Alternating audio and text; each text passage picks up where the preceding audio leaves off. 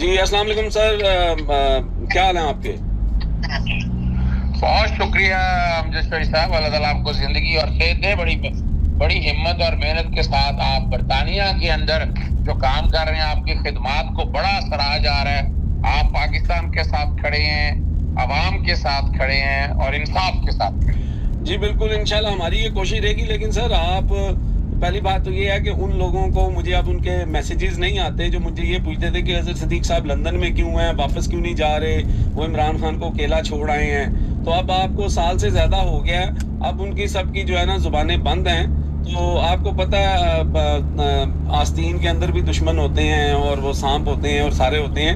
لیکن سر بتائیں کہ اس وقت آپ تو لاہور میں ہیں اور یہ اسلام آباد کے اندر اس وقت ہزاروں کی تعداد میں جو ہیں وکلا جو ہیں وہ پہنچ گئے ہیں سپریم کورٹ کے باہر، اور بہت نعرے بازی ہو رہی ہے، گو قاضی گو، اور یہ سارا معاملہ. تو یہ ایک دم یہ چیز ٹریگر کیسے کی ہے سر؟ بہت شکریہ. دیکھیں امجد صاحب، وجہ یہ تھی کہ ہمارے ہاں کئی لوگ ہیں نمائشی، کہ وہ لندن میں بھی آپ کو پتا ہے، یو کے میں بھی بڑی ہم احتجاج کرتے رہے، لوگوں کا آنا بڑے بڑے لوگ آئے توڑنے کے لیے، ہم نے اس کا شکار نہیں ہوئے. یہ کل سارا فائنل ہو گیا تھا. ہمارا بنیادی طور پر یہ ویسے تو لاہور سے تحریک باقاعدہ شروع ہو چکی ہوئی ہے. لاہور میں بہت بڑا آپ کو پتا ہے جلسہ ہوا تھا، وکلا کنونشن ہوا تھا، اور پھر ہم یہاں سے لے کر چیری کراس تک باقاعدہ مارچ کیا تھا. یہ صرف یہی معاملہ نہیں رہنا، یہ پورے پاکستان میں پھیلے گا، پورے پاکستان میں یہ بات جائے گی.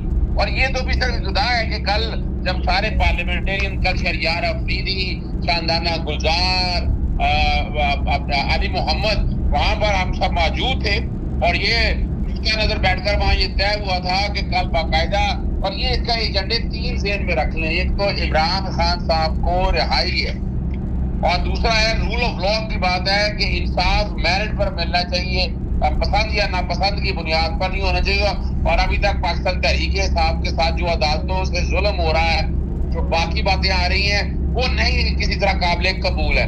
تیسرا جو ہے کہ ٹرائل، فیئر ٹرائل کا حق ملنا چاہیے، چاہے وہ ملٹری کورٹ تو قبول ہی نہیں کرتے، لیکن باقی عدالتوں کو سامنے رکھتے ہیں. فیئر ٹرائل کا حق جو ہے وہ نہیں ملا جا رہا. ابھی ریسنٹلی آپ نے عمران خان صاحب کی اگر ضمانت دیکھیں، وہ آرڈر، میں حیران ہوں کہ وہ آرڈر کس نوعیت کا جاری کیا ہے. اس آرڈر کو قانون کے دائرے میں اگر دیکھا جائے، پرکھا جائے، تو وہ بھی سمجھ سے باہر ہے کہ انہوں نے صرف ہوا میں باتیں کر دی ہیں، اور ان ہوا میں چیزوں کو سامنے رکھ کے عمران خان پہ بیان ہے، کوئی گواہان کے بیان ہے، وہ گواہان موقع پہ موجود تھے، ان میں سے زیادہ تر تو پولیس ہے، اور سرگودا میں، راولپنڈی میں، ساری عدالتوں میں تو بری ہو گئے ہیں، باقاعدہ اس طرح کے پرچے خارج ہو چکے ہوئے ہیں. تو اس سٹیج کے اوپر یہ جو بیان اس طرح کا دینا ہے نا، یہ بتا یہ رہا ہے، یہ کوشش یہ کر رہے ہیں کہ کس طرح سے عمران خان اندر ہے، لیکن یہ معاملہ رکنے والا نہیں ہے. یہ بات بہت تیزی سے آگے جاتی ہوئی آپ اگست اور ستمبر تک دیکھیں گے، جس طرح وکلا نہیں، پارلیمنٹیرین نہیں، عوام بھی انشاءاللہ سڑکوں پہ ہوگی، اور اس وقت تک چیزیں بھی ساری سامنے آ جائیں گی. فارم 45 اور 47 کا ایک نتیجہ ہے نا، وہ بھی نکل کے سامنے آ جائے گا. لیکن سر یہ جو سارا اس وقت جو اجرت میں یہ سارے کام ہو رہے ہیں، جس طرح عدت کیس جو ہے وہ اس کو صاف ظاہر ہو رہا ہے کہ وہ اڑنے جا رہا ہے، اور اس کے بعد ان کی جو 9 مئی کے کیسز میں ضمانتیں کینسل کرنا، اور پھر یہ سارا کہ ان کو اندر رکھنے کا، تو پلان تو ان کا یہ ہے. تو میرا خیال ہے کہ یہ اس کے اوپر عمران خان صاحب نے جو قاضی صاحب کے اوپر عدم اعتماد کر دیا ہے، آپ کیا سمجھتے ہیں کہ یہ صحیح فیصلہ ہے عمران خان صاحب کا؟ پہلے آنا چاہیے تھا، دیر ہو گئی ہے، یا کیا کہتے ہیں آپ؟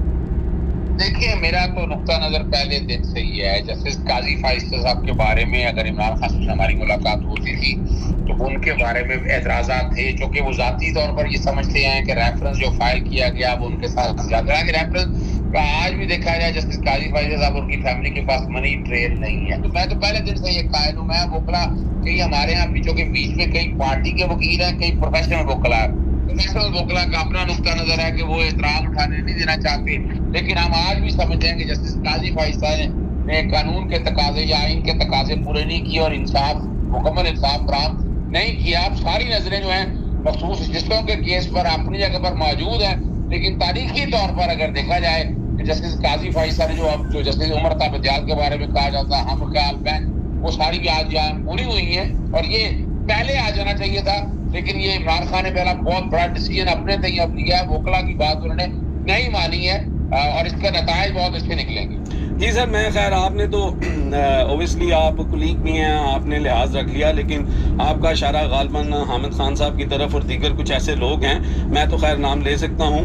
दूसरी बात सर इसमें यह है कि जो इस वक्त आपने मखसूस नशिस्तों की बात की, तो काजी साहब के जितने भी फैसले जिसमें भी इमरान खान या पीटीआई का मसला होता था वो तो चंद सेकंड में सुना देते थे, यानी आधा घंटा भी नहीं लगाते थे। तो फिर ये इतना जो है इस वक्त ये फंस गया है और आज भी इस वक्त जजेस सर जोड़ के बैठे हुए हैं, तो इसका मतलब तो यही है कि उनके पास मेजोरिटी नहीं है।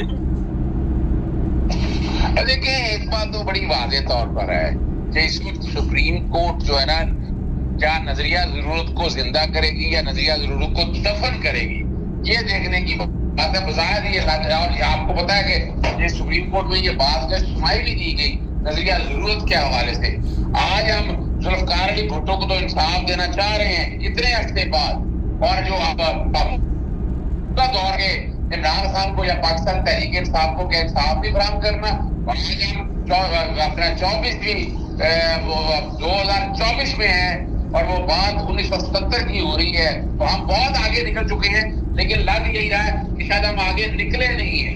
और हम आज भी समझते हैं कि ये जो कोशिश या काबिश हो रही है को प्रेशर डालने की या इस तरह के हालात बनाने की, इससे जो हमारे बहादुर और गयूर जजेस हैं वो कॉम्प्रोमाइज तो मैं नहीं समझता कि वो होंगे या किसी ऐसी बातों में आएंगे। उन्होंने आइन और कानून की पासदारी करनी है और आइन के कानून की पासदारी बड़ी वाज़ेह है, चकनाचूर होंगे, क्योंकि वो मेजोरिटी के पीछे एक है, वो आइनी तरमीम चाहते हैं। आइनी तरमीम किस तरह की, यानी जजेस की उम्रों की रिटायरमेंट बढ़ाना चाहते हैं, जजेस की हाई कोर्ट की 62 से 65 और सुप्रीम कोर्ट की 65 से 68, फिर हाई कोर्ट के जजेस एक सूबे से दूसरे सूबे में या इस्लामाबाद से दूसरे सूबों में ये ट्रांसफर कराना चाहते हैं। फिर यही एक और खतरनाक बात भी है कि अगर इनको 2/3 अक्सरियत मिल गई तो ये आर्टिकल 6 में कोई तरमीम ना कर डाले, आइंदा से कोई भी डिक्टेटर आए तो वो अपना काम पूरा कर सके। तो ये भी एक खतरनाक पहलू है जिस तरफ वकला भी देख रहे हैं और हम सब भी देख रहे हैं।